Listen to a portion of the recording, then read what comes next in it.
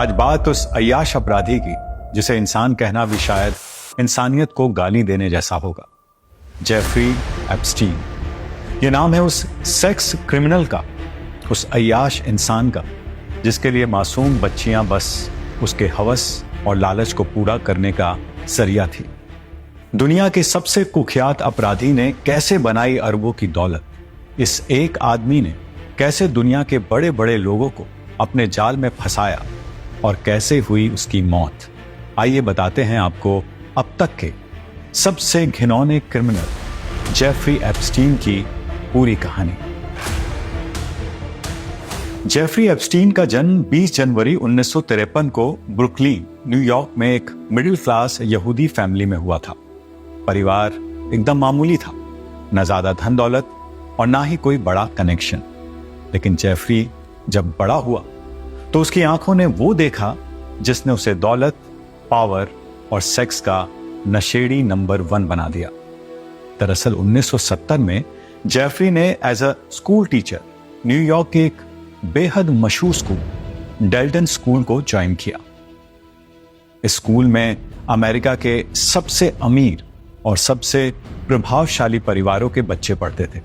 Epstein ने जब उनकी लाइफस्टाइल देखी तो उसने तय कर लिया कि वो भी वैसा ही बनेगा। जेफरी ने स्कूल के बच्चों के जरिए अपना नेटवर्क बनाने का काम शुरू किया। वो अपने अमीर स्टूडेंट्स के माँ बाप से बहाने से मिलता और धीरे धीरे उन्हें अपना मुरीद बना लेता। शातिर एप्स्टीन का अपना नेटवर्क बनाने का काम यहीं से शुरू हुआ। स्कूल में नौकरी करते वक्त एप्स्टीन ने महज 1 साल के भीतर ढेर सारे अमीर लोगों से अच्छे कनेक्शन बना लिए और जैसे ही उसे लगा कि अब स्कूल में नौकरी करने का कोई फायदा नहीं, उसने नौकरी छोड़ी और सीधे अमेरिका के वॉल स्ट्रीट में एंट्री मार ली। अब जेफरी के पास बेहद अमीर दोस्त थे, लिहाजा जेफरी एप्स्टीन ने अपनी एक फाइनेंशियल कंसल्टिंग फर्म शुरू की और यहीं से शुरू हुआ उसके रातों रात अरबपति बनने का खेल। जेफरी एप्स्टीन ने अपनी कंपनी के जरिए बेहद अमीर और अरबपति लोगों को फाइनेंशियल सर्विस देनी शुरू की। कहते हैं कि मिडिल क्लास के लोगों से तो वो इतनी नफरत करता था कि उन्हें मुंह तक नहीं लगाता था। अरबपतियों के पैसे को यहां वहां इन्वेस्ट कर जेफरी रातों रात अमीर होता चला गया और उसने कई आइलैंड भी खरीद डाले। आपको बता दें कि उस दौर में भी जेफरी इतना शातिर था कि जिन अमीर लोगों के जरिए वो अपने पैसे बना रहा था वो भी उसकी असलियत नहीं जानते थे। जेफरी बहुत होशियारी से उनके पैसों को घुमाकर अपना मुनाफा बना रहा था और उन्हें भी बदले में थोड़ा बहुत मुनाफा दिया करता था। लेकिन एप्स्टीन ने अपने आसपास हमेशा रहस्य का एक गहरा पर्दा बनाकर रखा। एप्स्टीन को अपना खास दोस्त कहने वाले भी इस वक्त ठीक से नहीं जानते थे कि वो इतनी बेशुमार दौलत कहां से कमा रहा था। लेकिन फिर वो वक्त भी आया जब दौलत कमाते कमाते एप्स्टीन काफी बोर हो गया। अब एप्स्टीन ने पैसा तो बहुत कमा लिया था, लेकिन उसे अब एक नया नशा सवार हुआ था और ये नशा था पावर का। बेहद शातिर एप्स्टीन इस बात को भी जल्दी समझ गया कि पावरफुल लोगों की सोहबत हासिल करने के लिए उसके पैसे की ताकत कुछ खास काम आने वाली नहीं है, क्योंकि पैसा तो इन पावरफुल लोगों के पास बहुत था।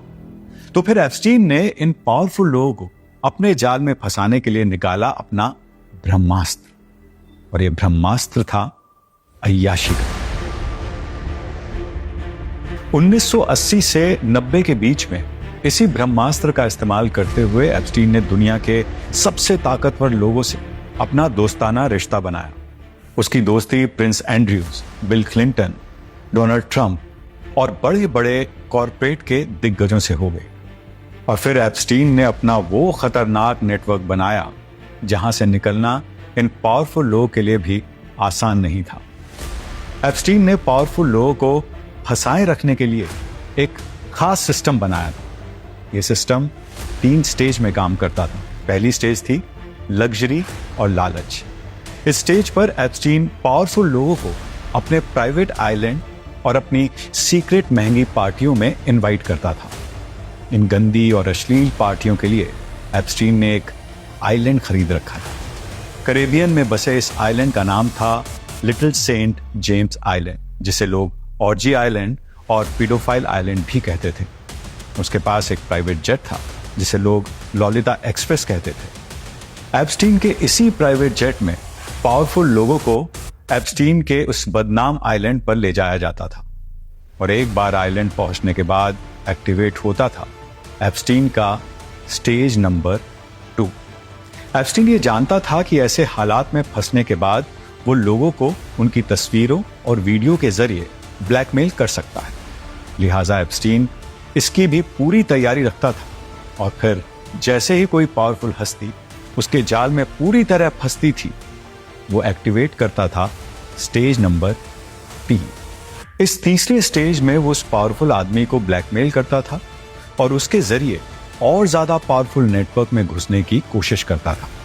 लेकिन इन सब के लिए एप्स्टीन जो कर रहा था वो दुनिया का सबसे घिनौना काम था। एप्स्टीन अपने नेटवर्क को फैलाने के लिए 14-15 साल या उससे भी छोटी नाबालिग लड़कियों का इस्तेमाल कर रहा था। कभी नौकरी का झांसा देकर तो कभी मॉडलिंग के बहाने वो मासूम लड़कियों को फंसाता था और इस काम में उसका साथ देती थी जिसलेन मैक्सवेल। जेफरी और उसकी दोस्त इसके लिए अमेरिका के गरीब इलाकों में जाते थे और वहां स्कूलों के बाहर लड़कियों को ढूंढते थे। साल 2005 तक सब कुछ ठीक चल रहा था। जेफरी एप्स्टीन खूब पैसे भी कमा रहा था और पावरफुल लोगों को अय्याशियां भी करवा रहा था। लेकिन फिर 2005 में उसके पाप का घड़ा पहली बार फूटा। अमेरिका के फ्लोरिडा में एक 14 साल की लड़की की मां पुलिस में कंप्लेन करती है। पुलिस जब जांच शुरू करती है तो फिर धीरे धीरे कई मामले सामने आते हैं।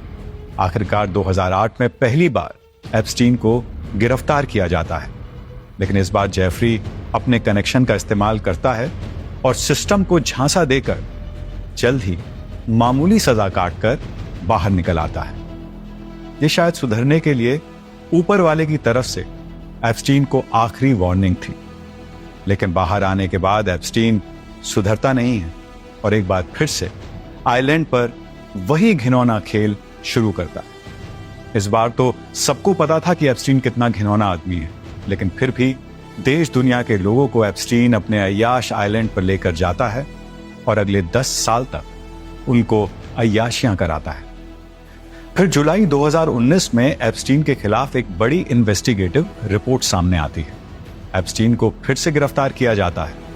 उस पर सेक्स ट्रैफिकिंग के मामले में फेडरल चार्जेस लगाए जाते हैं और इस बार जेफरी के खिलाफ गवाहों और पीड़ितों की संख्या इतनी बढ़ जाती है कि उसका बाहर निकलना लगभग नामुमकिन हो जाता है।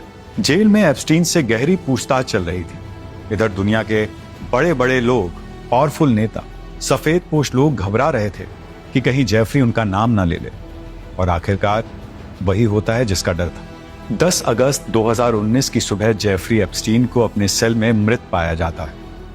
ऑफिशियल रिकॉर्ड्स में कहा गया कि उसने अपनी चादर से खुद को फांसी लगा ली, लेकिन जेफरी की मौत पर आज भी कई सवाल उठते हैं। कुछ लोग कहते हैं कि उसे बेहद पावरफुल लोगों ने मरवा दिया। कुछ लोग कहते हैं कि जेफरी की मौत को फेक किया गया और इसी बहाने से जेफरी को जेल से निकालकर गुमनाम जगह पर पहुंचा दिया गया। जेफरी एप्स्टीन का रहस्य अपनी मौत के बाद भी कायम है, लेकिन अपने कर्मों से इस नाम को एप्स्टीन ने इतना घिनौना बना दिया है कि अब शायद ही कोई माँ बाप अपने बच्चों का नाम जेफरी या फिर एप्स्टीन रखना चाहेगा। जाहिर तौर पर जेफरी जैसे दरिंदे और राक्षस सैकड़ों सालों में एक बार ही पैदा होते हैं। तो ये थी इंडी वॉइस डॉक्यूमेंट्री की खास पेशकश जेफरी एप्स्टीन पर। आगे भी हम आपके लिए ऐसी ही और भी इन डेप्थ रिसर्च वाली डॉक्यूमेंट्रीज पेश करते रहेंगे। अभी तुरंत सब्सक्राइब और फॉलो करें बहुजन राष्ट्र न्यूज को, क्योंकि होने वाली घटनाएं आपको सबसे पहले मिलेंगी।